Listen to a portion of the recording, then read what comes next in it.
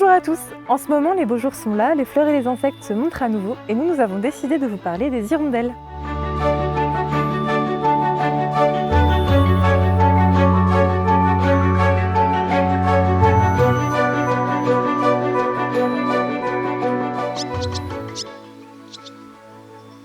Les hirondelles sont des passereaux appartenant à la famille des Hirundinidae. Ce sont des oiseaux migrateurs qui symbolisent souvent l'arrivée du printemps, car après avoir hiverné en Afrique tropicale, les hirondelles reviennent aux alentours de mars-avril pour se reproduire en Europe et en Afrique du Nord. Tout comme les martinets, ces oiseaux aux ailes pointues ont une morphologie adaptée pour passer la majorité du temps dans les airs. Insectivores stricts, les hirondelles capturent d'ailleurs majoritairement leur proie en vol avec une grande habileté. Dans cette vidéo, nous allons aborder les 5 espèces que l'on peut observer en France. Les deux plus communes sont l'hirondelle rustique et l'hirondelle de fenêtre, mais nous pouvons aussi observer l'hirondelle de rivage, des rochers, et plus rarement l'hirondelle rousseline. Toutes ces espèces sont protégées en France depuis 1976, il est donc interdit de les perturber ou de leur nuire d'une quelconque manière que ce soit. On va donc d'abord commencer par nous intéresser aux deux espèces les plus communes que sont l'hirondelle rustique et l'hirondelle de fenêtre, et apprendre à les différencier. Souvent prise pour modèle de sa famille, l'hirondelle rustique, qu'on appelle aussi l'hirondelle de cheminée, est reconnaissable à ses ailes pointues et sa queue longue et échancrée avec 2 filets.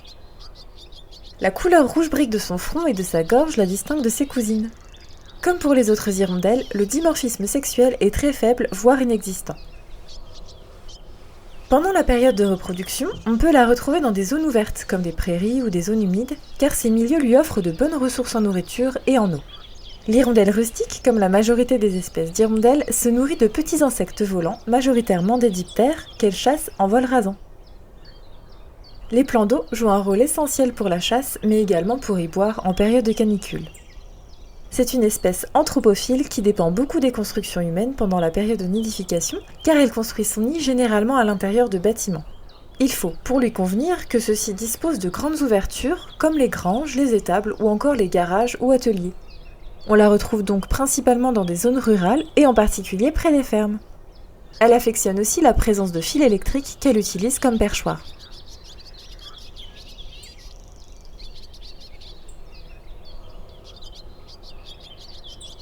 Comme celui des autres espèces, son nid est fait de boue garnie de matière végétale mélangée.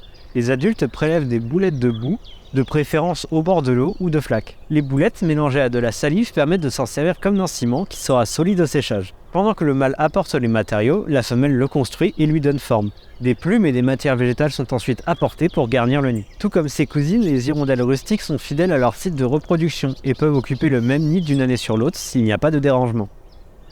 Vers la mi-avril, la ponte commence et comprend en général 4 à 5 œufs. Les oisillons sont nidicoles et une fois éclos, resteront au nid pendant une vingtaine de jours. Puis, ils le quitteront et seront nourris par leurs parents pendant encore une semaine. Les adultes peuvent emmagasiner jusqu'à une vingtaine d'insectes dans leur gosier afin de réduire les trajets lors du nourrissage des jeunes.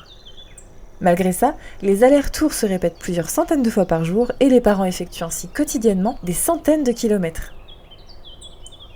En dehors de la période de nidification, où elle niche en solitaire, l'espèce est très grégaire et se rassemble en dortoir dans des roselières.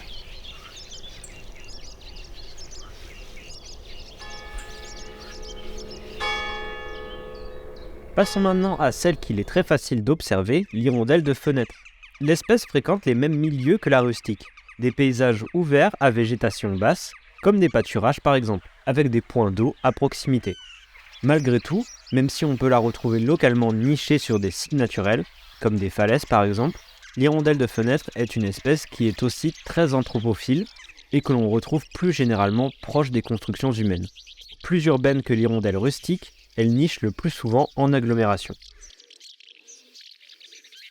C'est une espèce grégaire et sociable qui niche en colonie. Les nids, qui peuvent parfois être très proches, peuvent même se chevaucher et accueillir de nombreux individus pour la nuit. Cavernicole, elle construit elle-même sa cavité faite de boue séchée. Son nid est placé sous un surplomb afin d'avoir une protection, mais aussi dans un endroit qui lui permet d'avoir un accès direct au milieu aérien. C'est donc un endroit qui est en extérieur et qui peut être varié, comme par exemple des avant-toits, sous des balcons ou sous des fenêtres, d'où son nom qui est facile à retenir. L'entrée au nid est très exiguë et se situe en haut.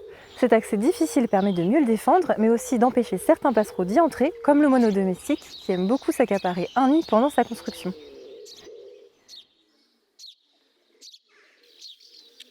Cette espèce rupestre, plus adaptée au milieu aérien, se nourrit de proies plus variées que l'hirondelle rustique.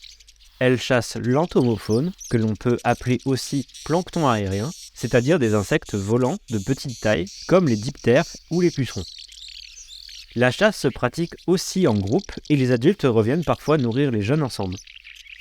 Rarement posée au sol, l'hirondelle de fenêtre apprécie elle aussi les fils électriques comme reposoir, car plus adaptée pour ses petites pattes. Son principal prédateur est le faucon ogro. Pour s'en défendre, les hirondelles de fenêtre se regroupent en poussant un cri d'alarme. C'est bien tout ça, mais bien que ce soit facile de différencier l'hirondelle rustique de l'hirondelle de fenêtre par leur plumage, comment fait-on lorsqu'elles sont en vol ? Pour nous aider, on peut se servir du JIS. Le JIS, c'est une appréciation personnelle qui se base sur plusieurs critères pour identifier un oiseau sur le terrain. Ça peut être son allure générale, son chant, son plumage, mais aussi ses mouvements ou son comportement. Au-delà de leur plumage, on peut s'appuyer ici sur leur silhouette et leur façon de voler. L'hirondelle rustique a une queue échancrée beaucoup plus longue que l'hirondelle de fenêtre qui, elle, ne possède pas de filet. Contrairement à l'hirondelle rustique qui file comme une flèche et chasse le plus souvent au ras du sol et de l'eau, le vol de l'hirondelle de fenêtre est plus lent et saccadé, et il lui arrive aussi de planer. Elle chasse aussi beaucoup plus en hauteur, à parfois plus d'une 50aine de mètres du sol. Maintenant que nous avons appris à mieux connaître et à différencier les deux espèces les plus communes, arrêtons-nous maintenant sur les 3 autres espèces que nous pouvons avoir la chance d'observer en France. Aux abords des rivières et des fleuves ou le long des falaises côtières niche l'hirondelle de rivage. Facilement différenciable, c'est l'une des plus petites hirondelles européennes avec une taille d'environ 12 cm. Son plumage uniformément brun sur le dessus et blanc sur le dessous avec un collier brun. Cette espèce est très liée à la présence de l'eau car elle en dépend pour chasser et pour se reproduire. Elle chasse au ras de l'eau souvent en grands groupes à la poursuite de petits insectes volants. Cette espèce a une particularité. Tout comme le martin-pêcheur ou encore le guêpier d'Europe, les hirondelles de rivage nichent dans des parois sablonneuses, des talus ou encore des berges de cours d'eau dépourvues de végétation. Pour cela, les hirondelles de rivage creusent une galerie entre 30 cm et 1 mètre dans des parois meubles ou sablonneuses. Au bout de ce tunnel, elles construisent un nid fait d'un mélange de matière végétale et de plumes. Elles nichent en colonies denses et, comme l'hirondelle rustique, se regroupent en dortoir dans des roselières en dehors des périodes de nidification. En France, on peut aussi avoir la chance d'observer 2 autres espèces. D'abord l'hirondelle de rocher qui, comme son nom l'indique, vit dans les milieux montagneux jusqu'à plus de 2000 mètres. Mais aussi près des falaises côtières où elle niche sur des parois rocheuses dans des endroits abrités du vent ou de la pluie. Bien que souvent son nid soit construit dans la cavité des rochers, elle utilise aussi des constructions humaines comme les viaducs, les tunnels ou les ponts. Enfin, beaucoup plus rarement, on peut observer l'hirondelle rousseline. Cette espèce à l'origine indo-africaine niche en France depuis 1965. Elle apprécie le climat chaud et les habitats montagneux ou vallonnés et ouverts. On la retrouve presque uniquement sur le pourtour méditerranéen. Elle a aussi besoin d'une ressource en eau accessible et surtout de falaises rocheuses sur lesquelles elle niche le plus souvent. Elle utilise aussi des constructions humaines comme des ponts par exemple. L'hirondelle rousseline se nourrit presque exclusivement d'hyménoptères et en particulier de fourmis volantes et complète son régime avec d'autres insectes capturés au sol. Les hirondelles font partie des oiseaux symboliques que l'on aime retrouver au printemps. Malheureusement, comme bien d'autres espèces, elles sont elles aussi impactées par le dérèglement climatique, mais aussi par la perte de leurs habitats. Leur survie dépend de la présence suffisante d'insectes pour se nourrir, mais aussi pour assurer leur reproduction.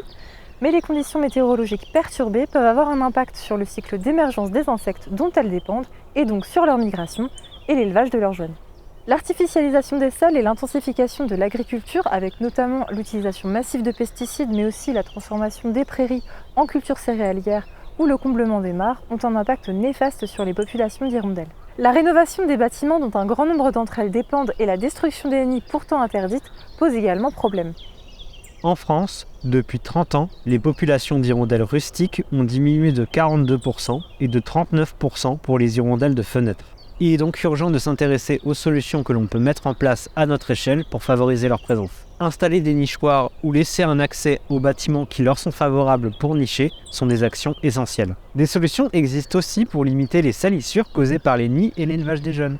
Il est par exemple possible d'installer une planchette sous les nids. Pour la rénovation de bâtiments où se trouvent déjà des nids, Il faut demander une dérogation et proposer une solution alternative comme l'installation de nids artificiels dans une zone à proximité. Aménager de petites flaques boueuses peut aussi les aider dans la fabrication de leurs nids. Si ça vous intéresse, on vous met des liens en description de solutions que vous pouvez mettre en place. Pour les hirondelles de rivage, les risques sont un peu différents. L'instabilité et la fragilité de leur habitat provoquent de grandes fluctuations des effectifs d'une année sur l'autre. L'aménagement des cours d'eau par le biais d'endiguements ou de construction de barrages peut avoir un impact important. L'espèce s'adapte pourtant en utilisant aussi des sites artificiels comme des carrières de sable ou des talus routiers pour nicher. À notre échelle, on peut surtout faire attention au dérangement qui peut être causé par les activités de loisirs qui ont lieu sur l'eau, surtout pendant la période de nidification.